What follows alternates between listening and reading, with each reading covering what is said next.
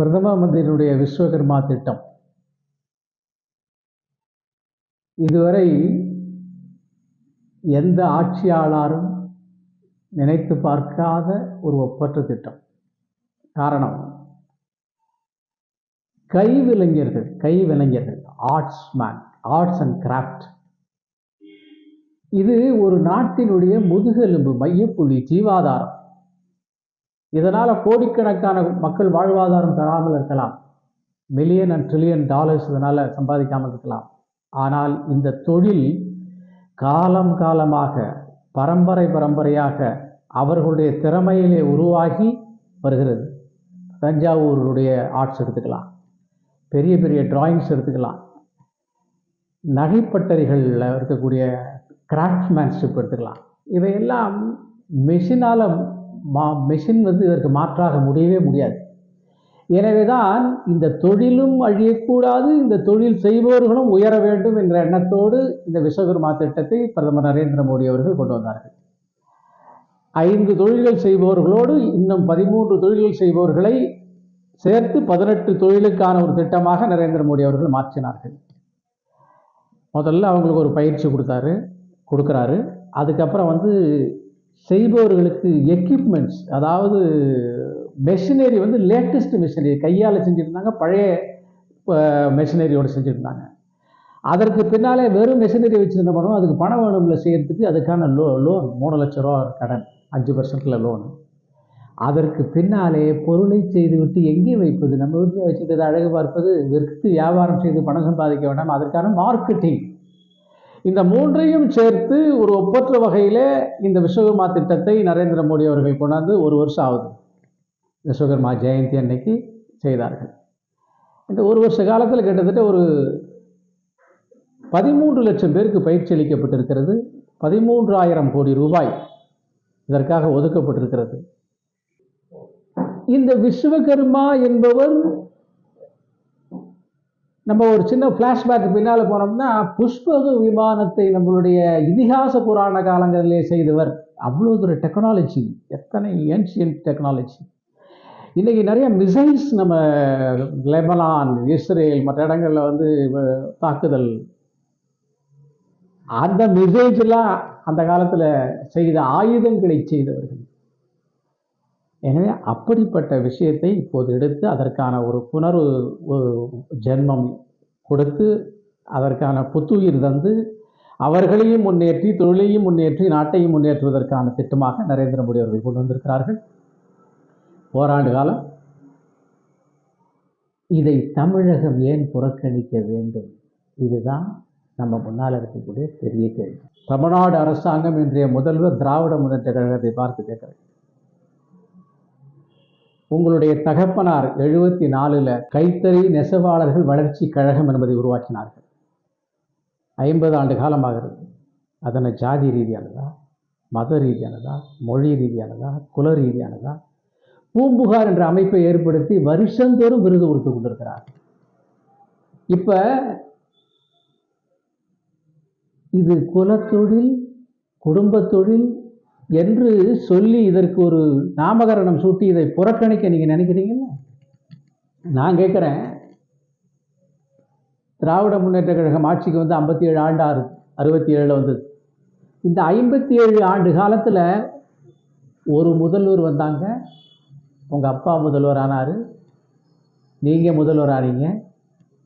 அதுக்கு முன்னால் உங்கள் பையனை டெபுட்டி சிஎம் ஆக்கி நாளைக்கு முதல்வர் ஆக்குறதுக்கு தயார் பண்ணிக்கிட்டு இருக்கீங்க. குடும்பத்தில் இருக்கிற ஒவ்வொரு உறுப்பினரும் வரிசையாக பேர் சொன்னோம்னா 1 மணி நேரம் ஆகும் பேரை சொல்லி முடியறதுக்கு. அத்தனை பேர் எம்பி, பரம்பரையாக எம்பி, 3 தடவை 4 தடவை 5 தடவை 7 தடவை எம்பி, எம்எல்ஏ. இதெல்லாம் குடும்ப தொழில் இல்லையா? இதெல்லாம் குலத்தொழில் இல்லையா? இதுக்கெல்லாம் நீங்கள் பங்கு போட்டுக்குவீங்க, இதெல்லாம் உங்களுக்குன்னு ஆக்கிக்கிங்க. ஆனால் அவன் தன்னுடைய முயற்சியில் முன்னுக்கு வரணும்னு நினச்சா உடனே அவனை குடும்ப தொழில் ஓரங்கிட்டே ஒன்றுமே செய்ய மாட்டேங்குது. ஆக நான் கேட்குறேன், 57 ஆண்டு காலத்திலே அதற்கு முன்னாலே இருந்த இதே கைவிளைஞர்கள், இதே ஆர்ட்ஸ் அண்ட் கிராஃப்ட் மேன், இதே மக்கள் எல்லாருமே முன்னுக்கு அந்த தொழிலெல்லாம் காணா போய் மிஷினரி ஆகி கைவினையே இல்லாத போயிடுச்சா? அத்தனை பேர் இன்னைக்கு இருக்காங்க. அவங்கள முன்னேற்றலையே நீங்க. குடும்பத்தையும் குலத்தையும் பார்த்துருந்தா அவங்கள முன்னேற்றிருக்கணும்ல. அவங்க அந்த தொழிலில் இன்னைக்கு இருந்திருக்க கூடாது இல்ல.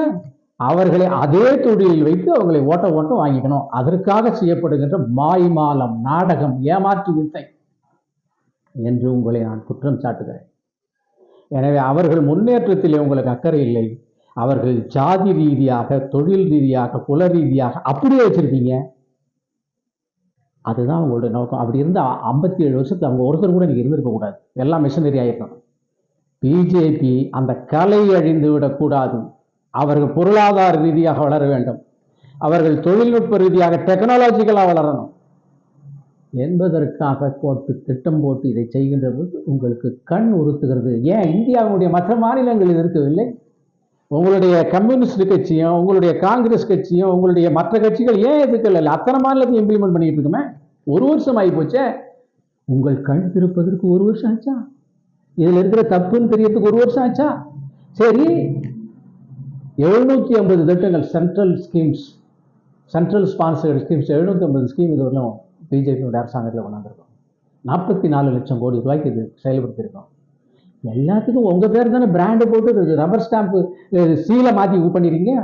ஆவாஜ் யோஜனா, வீடு கட்டும் திட்டம், மன்ரேகா, வரிசையாக திட்டங்கள் எல்லாம் உங்க பேர் போட்டு தானே ஃபண்டை நீங்க மத்திய அரசனுடைய ஃபண்டை யூஸ் பண்ணிக்கிட்டு இருக்கீங்க. அதற்கெல்லாம் வேண்டும், இதற்கு வேண்டாம். காரணம், இந்த ஓட்டு உங்க கையை விட்டு போகக்கூடாது. அந்த மக்கள் அப்படியே இருக்கணும். அவன் வளர்ந்துடக்கூடாது, முன்னேறிடக்கூடாது. அதனுடைய கலை வளர்ந்து அந்த கலை உலகத்தை தொட்டு அதற்காக பெரிய அளவிலே சம்பாதிச்சிடக்கூடாது. இதுதான் உங்கள் அவர்கள் மீது பாசம் அல்ல, நீங்கள் போடுவது வேஷம். இது சமூக நீதிக்கானது எதிரானது என்று சொன்னால் 57 வருஷம் அவங்களே நீங்க அப்படியே வச்சிருக்கீங்க.